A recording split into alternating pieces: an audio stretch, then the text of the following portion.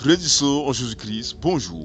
Bienvenue une fois de plus à notre émission Une minute avec Dieu. Aujourd'hui, nous sommes lundi, premier jour du mois de mai de l'an 2023. Nous rendons grâce à Dieu, nous bénissons l'Éternel vivant, le Dieu de bonté, le Dieu de grâce, le Dieu d'amour, le Dieu de magnificence, le Dieu de toute puissance, le Dieu de toute gloire, le Dieu d'Abraham, le Dieu d'Isaac, le Dieu de Jacob, en Jésus-Christ, notre Seigneur et Sauveur, pour la grâce qu'il nous donne de partager encore ensemble en ce jour.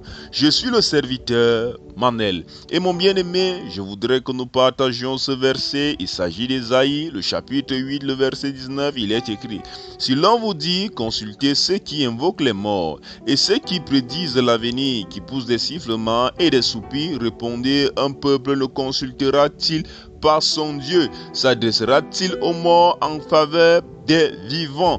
Mon bien-aimé, je voudrais que nous partagions ensemble sur ce verset parce que beaucoup parmi nous tombons dans l'erreur. Nous tombons dans l'erreur lorsque nous faisons face à des situations compliquées, lorsque ça devient compliqué, lorsque ça devient flou, lorsque nous ne voyons plus comment nous pouvons nous en sortir, lorsque nous plongeons dans le doute. Nous avons souvent tendance à tomber dans cette erreur, à consulter d'autres dieux. C'est ainsi que tu peux voir une personne qui est chrétienne te dire qu'il était voir telle ou telle personne qui a la capacité de prédire l'avenir, telle ou telle personne qu'il était à tel ou tel lieu, où il y a une personne qui est capable de voir ce qui ne va pas dans sa vie. Mon bien-aimé, je voudrais que tu saches que l'Éternel ne voudrait pas que tu empruntes ce chemin. L'Éternel ne voudrait pas que tu empruntes ce chemin. Pour lui, c'est une abomination, pour lui, c'est un péché, pour lui, c'est une révolte contre lui. L'Éternel voudrait que tu le consultes lui, et il faut que tu le saches. Lorsque tu consultes Dieu, il te répondra certainement. Pour consulter Dieu, tu peux le faire toi-même dans la prière et il va te répondre. Fais confiance à Dieu. Le plus souvent, nous ne faisons pas confiance à Dieu parce que nous avons une façon que nous voulons voir Dieu agir dans notre vie. Nous croyons que si nous prions, si nous consultons, si nous demandons à Dieu quelque chose ou encore nous rencontrons un de ses serviteurs, un prophète, nous croyons qu'il va nous répondre uniquement de la façon dont nous avons déjà pensé, c'est-à-dire nous nous disons que certainement il va nous parler de manière ouverte ou on aura une sensation particulière ou encore il va nous dire telle ou telle autre chose. Or, Dieu a sa façon de communiquer. Dieu communique en fonction de la circonstance et en fonction de ce qu'il veut faire dans ta vie. Mais une chose est sûre, tu dois savoir que si tu l'as consulté, il va te répondre. Il ne faut donc pas tomber sur ce piège-là où nous allons vers un tel ou tel féticheur parce que nous avons des situations que nous traversons dans notre vie. Nous voulons connaître ce qui ne va pas. Nous voulons avoir une solution. Le plus souvent, nous tombons dans une ruse. Nous tombons dans une ruse où, lorsque nous entrons dans ces lieux de féticheurs, ils commencent par nous dire que nous servons le même Dieu, que c'est toujours Dieu qui l'a donné cette capacité. Mon bien-aimé, je voudrais te dire que cela est faux. Cela est faux. Nous ne servons pas le même Dieu, car le Seigneur Jésus-Christ a dit qu'il est le seul chemin qui mène au Père. Tout cela peut être Dieu, mais tout cela n'est pas le même Dieu. Je voudrais te prendre l'exemple de quelque chose. Rappelle-toi de l'histoire de Joseph. La Bible nous fait comprendre que Pharaon faisait un rêve qui était un rêve prémonitoire, c'est-à-dire un rêve qui était en train de lui parler de ce qui allait arriver dans l'avenir. Et ce rêve-là prédisait une famine. Mais il n'arrivait pas à comprendre.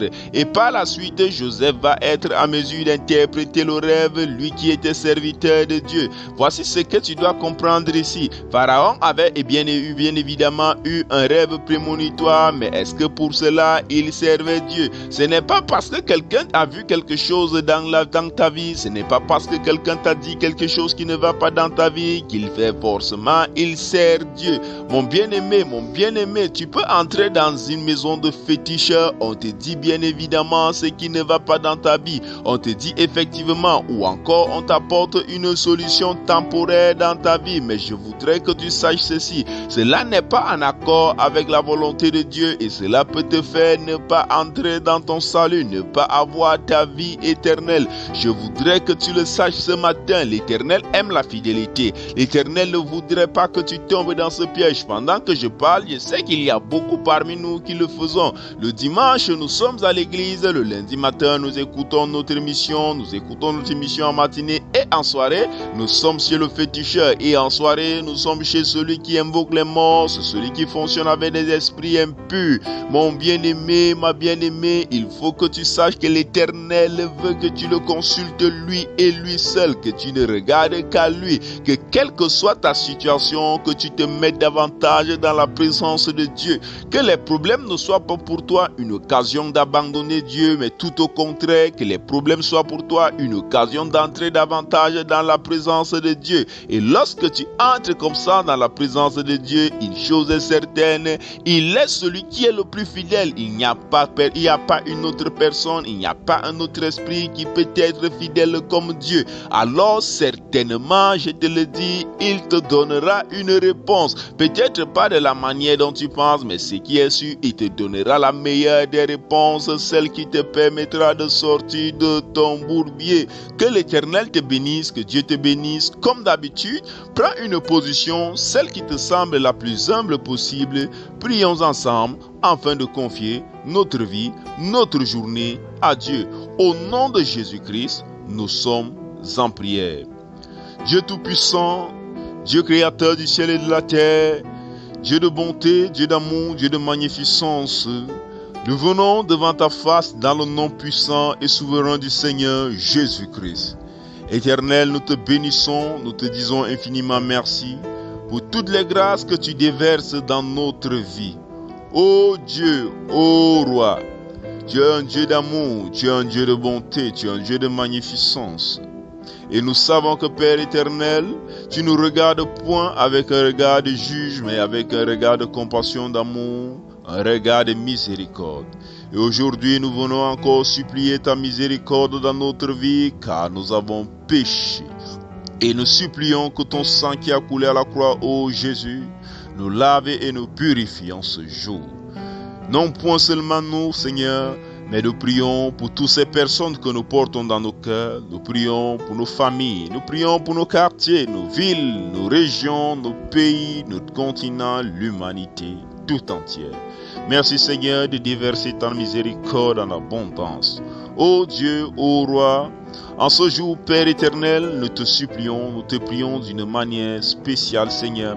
Remplis-nous de ton esprit de fidélité, afin que, Seigneur, nous soyons fidèles à tes voies. Seigneur, dans le vent, dans la tempête, dans la pluie, dans le beau temps comme dans le mauvais temps. Seigneur, que quel que soit l'obstacle que nous faisons face en cette journée, donne-nous d'être sortis vainqueurs grâce à ta fidélité que te procure ton Saint-Esprit. Merci Seigneur parce que tu nous remplis de ton esprit, parce que ton esprit Seigneur est notre conducteur en ce jour et qu'en ce jour nous sommes que des simples passagers. Ô Dieu, ô Roi, ô Maître de bonté, Maître d'amour, Dieu de toute autorité, qui est bon, qui est grand comme toi. Seigneur, tu nous as remis l'autorité par ton sacrifice à la croix. Et aujourd'hui Seigneur, une fois de plus, nous nous tenons sur cette autorité et nous déclarons, nous proclamons qu'en cette journée, aucune puissance de l'ennemi, aucune attaque satanique, aucun plan de l'ennemi, aucun plan du monde obscur n'aura effet sur nous dans le nom puissant et souverain du Seigneur Jésus-Christ. Nous proclamons, nous déclarons qu'en cette journée, nous sommes vainqueurs, nous faisons face et nous marchons selon la vérité, nous marchons selon la lumière, nous sommes des enfants fidèles, des enfants qui marchent selon la volonté de Dieu dans le nom puissant et souverain du Seigneur Jésus-Christ. Éternel, en cette journée, remplis-nous de ta personne, Seigneur, et prends de notre personne.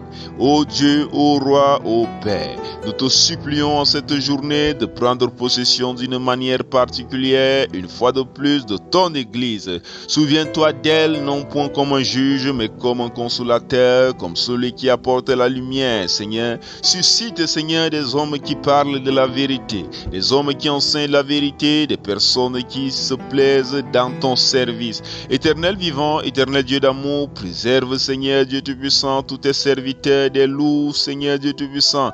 Oh, roi d'amour, roi de bonté, qui est bon comme toi, qui est magnifique comme toi. En cette journée, nous te rendons grâce car nous savons, Père éternel, que tu te souviens de tous les affligés, de toutes ces personnes qui sont dans des zones de guerre, de toutes ces personnes qui souffrent, de toutes ces personnes qui sont malades, de toutes ces personnes qui invoquent ton son nom, ces personnes qui ont besoin de toi, ces personnes qui espèrent voir ta main agissante.